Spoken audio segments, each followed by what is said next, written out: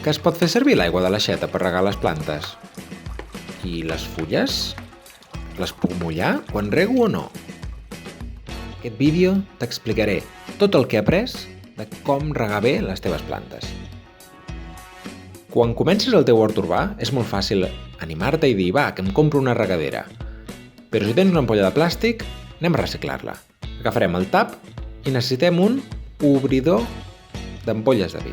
Sí, perquè amb la part que clavaríem el suro en farem els forats. És molt fàcil. Així el que aconseguim és imitar la funció que té una regadera. I per què volem això? Doncs perquè així imitarem la pluja. I serà un reg més suau que no pas si reguéssim directament des de l'ampolla.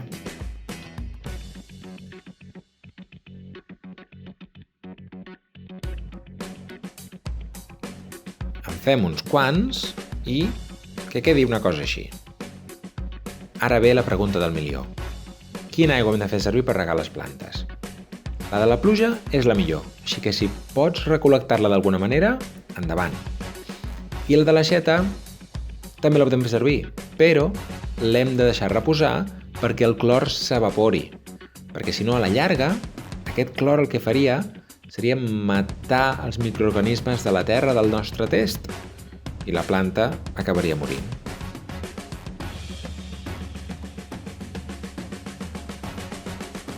Així que omple unes quantes garrafes i en tens per uns quants dies. Bé, això depenent de quants testos tens a casa, perquè si et passes de testos, doncs al final serà bastanta aigua, així que si pots agafar la de la pluja d'alguna manera, molt millor. I aquí el tema de les fulles.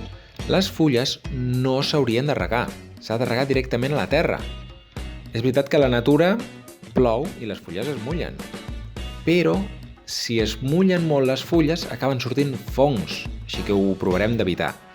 Una altra manera que és ideal per regar plantes que estan en test és posar aigua en un plat i posar el test a sobre. Llavors deixar que la planta begui l'aigua que necessiti durant uns minuts i després la treus. I per acabar, em veieu estrenar la regadera nova amb aquesta jardinera ben gran, que això és l'experiment que us vaig comentar la setmana passada. Us faig només una pinzellada. Això és el que es diu una associació de cultius.